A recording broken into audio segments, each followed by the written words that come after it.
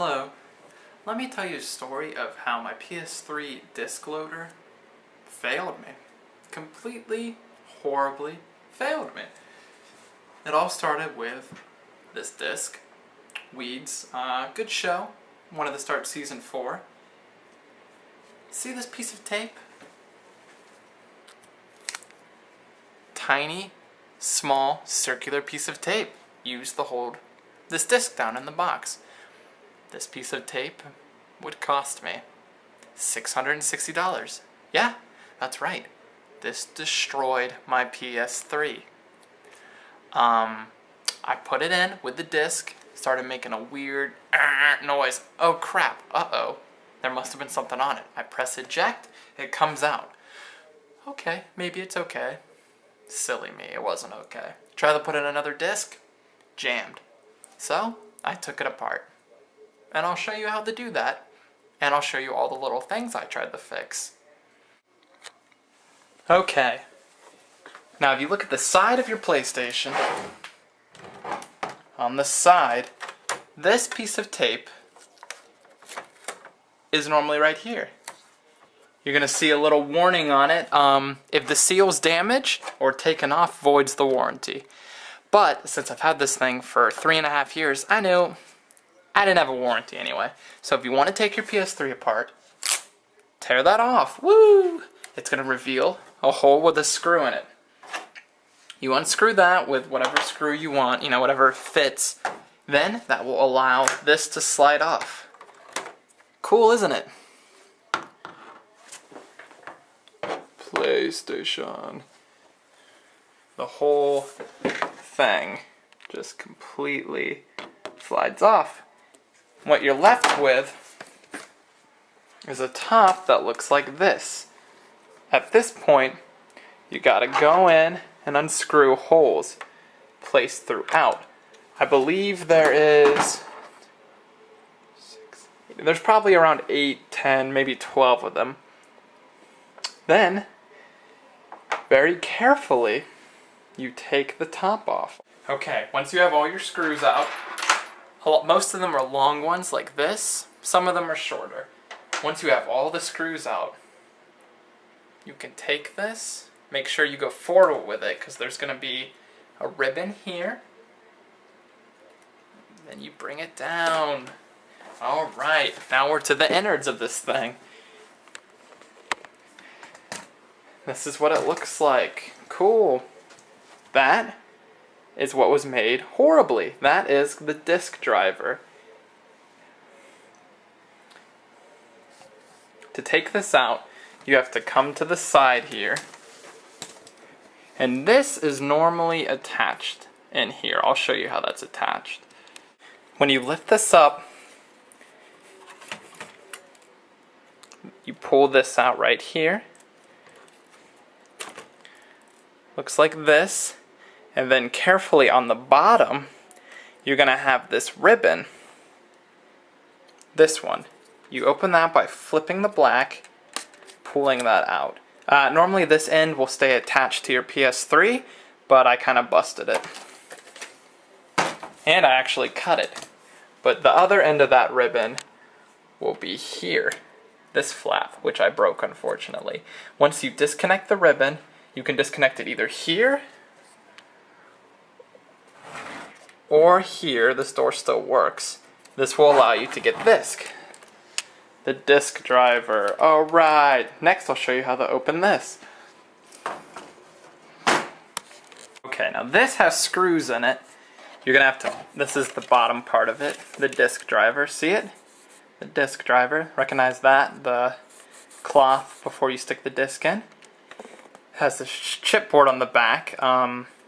I screwed mine in differently, reassembling it, but normally the screws, there's going to be one there, then one there, then you see that one still there, and then there's one in this corner.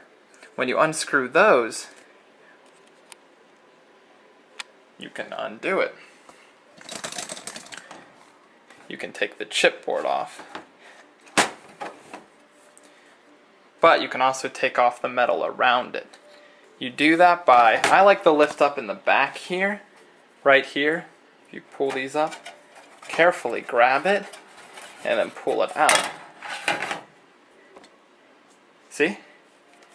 Of course, this would come off too, the chipboard, when you do that. So you do that by disconnecting this ribbon, open the little flap, pull it out, open this flap, pull that out, this flap, pull that out, and then this flap, pull that out. And then if you still have the blue ribbon in here, you can pull that out, and that would allow you to take off this chip, because you're not going to have these screws in here like I do.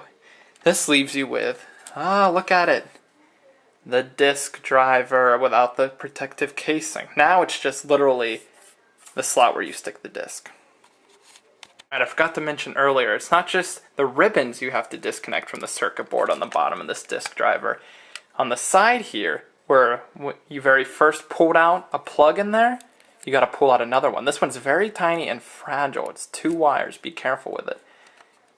See how tiny that was? I was scared the several times I reassembled this that I was going to break that, pulling it out and putting it back in. Okay, the first problem I had is I'm going to stick a screwdriver into this now, opening the flap that would normally sense when the disc is being put in. Notice that metal clip. See it move? Next to the sensor there, that would tell the PS3, hey, someone's putting a disc in, which would activate the motors. Mine was crooked and wasn't moving like that. So what I did first was I had to take this part apart using previous videos on YouTube. And I'll show you where the screws are at for this. Mine's still screwed together. There's one there, right there in that hole. There's one there. There's one up top here. One on the opposite side there. Opposite side there. 5 of them. You got to take those out next. Okay, I've taken out the screws. One thing to know before you open this is, on the disk driver, this little thing comes out. This is a magnet that I believe helps it spin. So you can move that, but it should rest in there. This spot, this side down, it just rests in there comfortably. So you can take that out before opening it. I took out the screws, and now I'm gonna open it and take it to the left. As you can see, I had a test disc in there, some older movie, American Werewolf in London. I've only seen parts of it. It was alright. Now we get to the inner workings. Woo! But first, I'm going to show you what I first diagnosed, and maybe if you have this problem, this will save you some money. That is the thing I was moving before. This is the bottom side of it. This is the drawer I was pushing. See how when I push the drawer that metal moves? Okay. This is the bottom of it. That's what it looks like. That's it. My problem before was, it's 2 sides that go into little grooves here. They had come out. So if yours have fallen out, carefully you can pinch them and put them back in and prop them up on the door again. Or if this part down in here popped out, you can just push it down in. That will hook up your door again and give it spring resistance, and it will properly activate the sensor.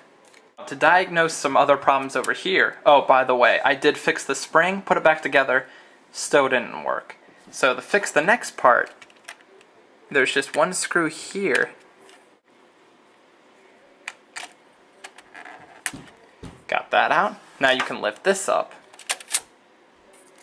See how these move?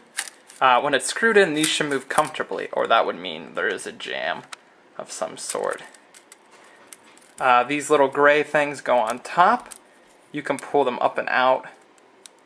They go on top of the white, like so, but they can move.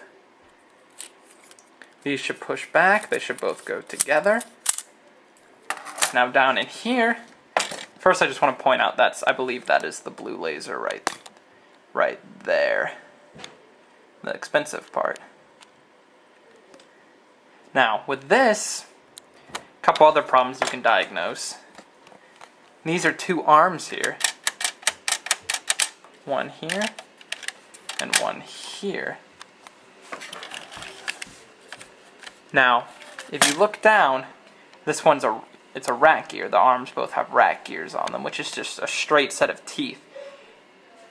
If these teeth are already engaged, together, meshing with this gear, when you open it up, that's not right. Push this forward, and it will lower this down.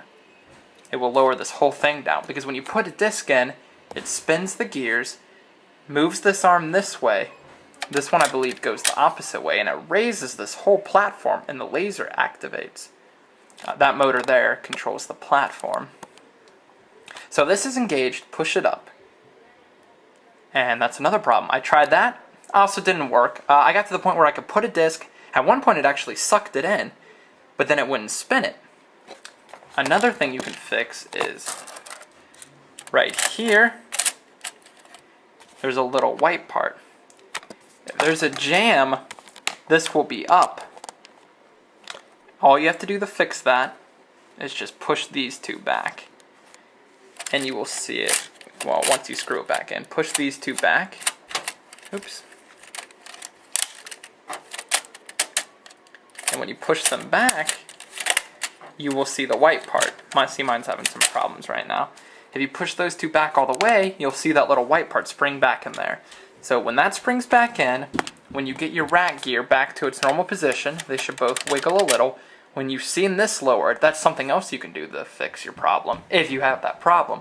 I did that, and I got to the point where it would take the disc, it wouldn't suck in it, but you could force it in all the way. And when it did, it would spin, but the laser wouldn't come on.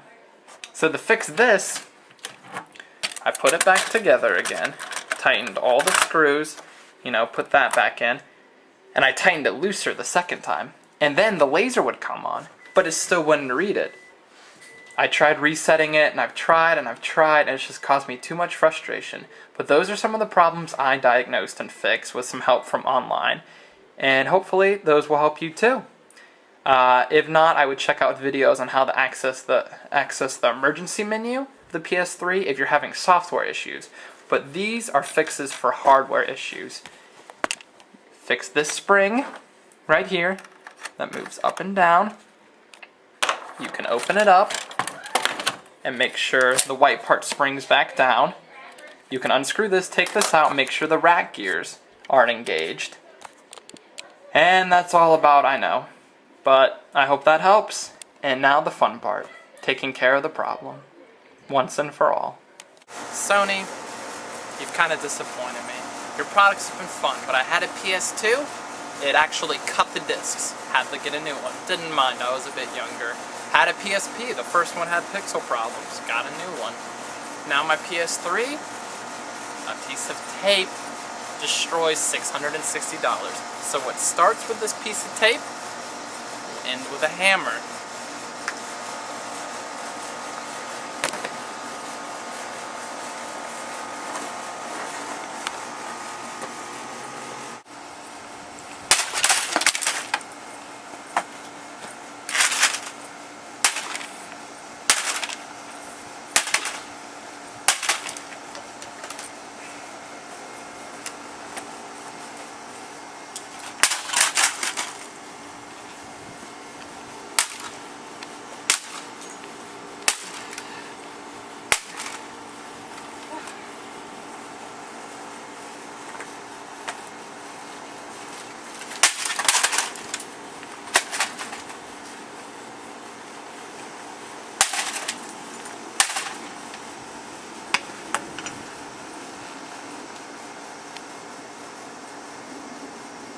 That was pretty upsetting, but thanks, Sony. You kind of failed me. Alright, you're good. Like Dexter.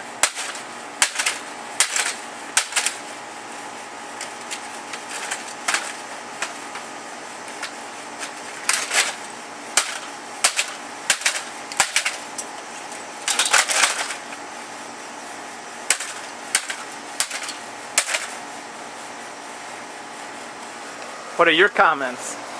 I hate Sony.